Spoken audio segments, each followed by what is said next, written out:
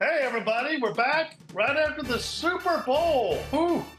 I can't say it was more riveting one, but I'm Bruce with Daryl and Marcus. We're going to kind of give our review of the Super Bowl and what we thought. You know, I'm going to, Daryl, you called it.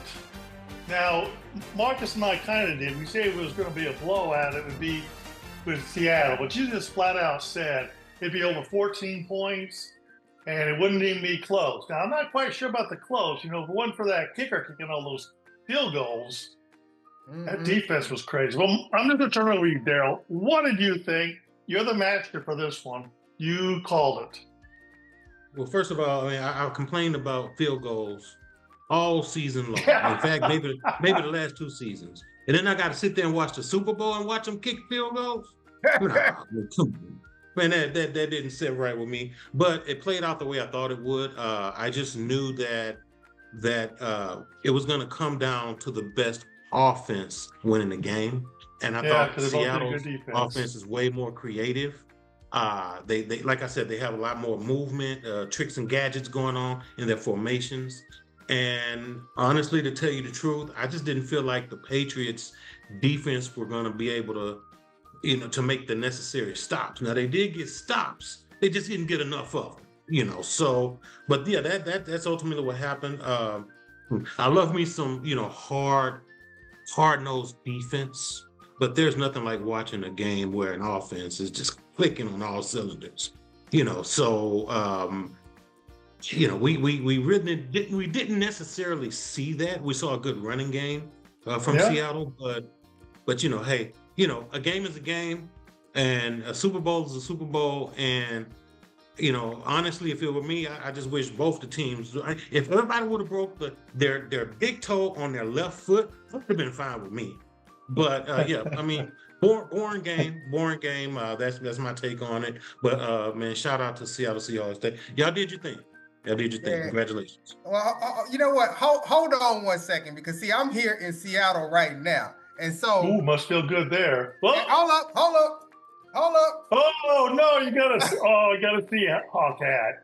Okay, since I'm in Seattle, I might as well roll like that. But here's the thing. First of all, shout out to the Seattle Seahawks, man. Congratulations. I slightly disagree with you, Daryl. I don't think it was their offense. I think it was the dominant defense of the Seahawks. I mean, you literally saw the dark side of their defense. They controlled the game. I mean, it was pressure all night long. Think about it. They sacked Drake May 6 times, and they forced multiple turnovers. I mean, they created a pick 6 that also turned the momentum of the game.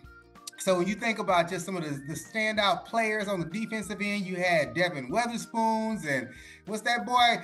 You can't even pronounce his name. Uchenna Nwusku. I can't pronounce that boy's name. I mean, come on there. You got Byron Murphy and Derek Hall. Like, everybody stepped up. As far as their offense, I mean, here's the thing. Like, to your point, Daryl, right? You can't say they had an incredible offense and the first half of the game was all just field goals, right? That means that the Patriots defense was actually holding up, because to your point, the first half of the game was all just field goals, right? I think their offense was balanced, but I don't think it was dominant. I think what got the Seahawks the victory and what basically held the Patriots to such an underwhelming performance was the defense and the dominance of the defense by the Seattle Seahawks. That's why they won the game, in my opinion. Well, I was thinking about, what Daryl was saying, going back to those field goals. Do you settle for field goals? I'm just thinking, was Seattle thinking if they could get 12 points, they can win this game, knowing their defense is that good? And instead of keep pushing for that touchdown, they went ahead and said, don't make a risk. And we're in field goal range, let's go for it. Because they had that kicker is a really good kicker. Yeah. And so I'm just thinking, did they settle? Of course, I don't know that, but I was reminded Daryl's opinion about that. And that's part of my take on that too. But I agree, that defense, if that defense holds together, they're crazy. And was it Murphy? Who it looked like he just went into the offensive lineman, whoever it was, pushed him back to the quarterback, then with just one arm reached out and got the quarterback and sacked him when he sacked the offensive lineman. I mean, it's not like this guy is pushing me. I mean, this guy was pushing another huge athlete like he was nothing. That might be the most impressive play to me. I mean, it was phenomenal. I just couldn't believe what I just saw. Yeah, I got to go back to me, I got my line, right? You got to be taught how to win the game. And, Drake Mays, young franchise leader, but he just, he got outmatched. Last night, he was taught how to win because he got his ass kicked. I wonder how much noise Cardi B is giving Stephon Diggs, man. But I mean, they had a little offensive spark, but not enough to win the game. I mean, listen, at the end of the day, man, the Seahawks, their defense, they set the tone, they controlled the tempo. And the Patriots, I mean, sacks, turnovers, the offensive line just couldn't protect that boy, right? He was out in the open. He didn't have an umbrella or nothing. He had no protection out there.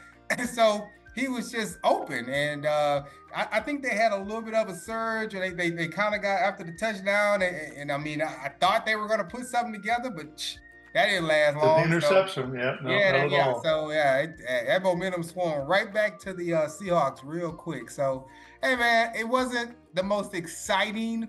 I personally think we had more exciting games 2 weeks ago than the Super Bowl, but it is what it is. No, I was just gonna say shout out to Christian Gonzalez, a Dallas area high school ball player who's out there playing some great defense. Shout out to him. Shout out to the Colony. And also to our guy, say his name, y'all, wide receiver for the Seattle Seahawks. I don't want to butcher it. We've been through this before. What's his name? Man, I ain't finna try to get that boy's name right. Sound like something you catch on your feet. Okay, that's it. You nailed it. So guess what, man? Also a Dallas area product that went to Rockwall High School. So shout out to you, my boy. You did a great job all season long. Yeah, man. Hey, man. I'm excited for those young guys, man. I love to see a young guy come up and do his thing. You know what I'm saying? Yeah. And we also had a Cowboy that went up to that area and won a Super Bowl. So that's a message to all Cowboys. Go to another team if you want to win a Super Bowl. Ooh. I guess what I'll say here in closing is them boys got a lot of future in front of them. You know what I mean? Yeah. I'm not here to say the word franchise or anything like that, but I mean, it's just incredible that team was not like at the beginning of the year, nobody picked the Seahawks to be anything other than just kind of an average team with most likely a winning record. And they just, without any just tremendous standout marquee player, they just operated well. Everybody did their job and they got it done. And that's to be commended in my books. Well, now, Jaden didn't call it. You said no. I mean, I got to hear Jaden's noise, man. Come on. Okay, sorry. But tailgaters who haven't been with us long, my son Jaden has been a Seahawks fan. He's 17 years old. He's been a Seahawks fan for 12 years, probably since they won their last championship back in those Russell Wilson days. He never wavered, never jumped off the bandwagon, stayed with the Seahawks through thick and thin. And boy, did he share his enthusiasm last night. He actually got a chance to go to the game 2 weeks ago here in Seattle. And I'm like, how the hell you get a ticket? I ain't get a ticket. So, hey, shout out to my son Jaden, man. Congratulations to your Seahawks, baby. 12s. Yeah, let's shout out Mike McDonald while we at it. Yeah. You got it. All right. There you go. What do you think about the halftime? I should have been thinking about Son Clay. Why can't I think of his name right now? It's all good. Yeah. What do you think about the halftime? Controversial, not controversial? What do you think about that halftime? Man, go ahead there. I'm gonna let you take that one. A controversial, whatever. Look. I thought it was brilliant. I was in tears. I felt the energy of it. I mean, it was freaking amazing. And I don't think I have much more to say other than the fact that it was just freaking amazing. I don't give a damn if I knew one word, 2 words, or no words at all. I don't care. That was amazing. And look, that's something Jaleesa and I have done a few times. Me and my new Mexican honey. Salsa dancing is quite the thing. And there's this event that goes down in Dallas during the summertime on Saturday nights. I mean, they get out there and they do all the salsa dancing and so on, and it's beautiful. It's just an amazing energy about it all. But what they did in the Super Bowl, they went out there and they represented Puerto Rico, America, and the culture around, around everything that their music and who they are, and it was just beautiful. It was beautiful. I think I try not to get into the political divide. There's enough people out there incentivized to divide us and find reasons to keep us as a people or of a nation divided. I don't really try to go there nor touch on that. But I'll say this in closing, right? We were all worried about Y2K, and it crossed over into January 2000. Nothing happened. People were all in arms about the Super Bowl. It happened. Nothing happened. So that's all I'm gonna say about that, right? It was a great performance. Shout out to Bad Bunny, and I get it. Some people they're just not into that, and I just think we just got to get past all this division in this country, man. Let's start finding reasons things that we have in common, and start always being so hyper focused on what we don't have in common or what's different about us. Or come on now. I mean, we've been here. We know how this game ends if we keep going down this road. We know exactly where this all leads. So let's learn from history, right? So we're not cursed to repeat it again. Good. I like it. From both of you, like it.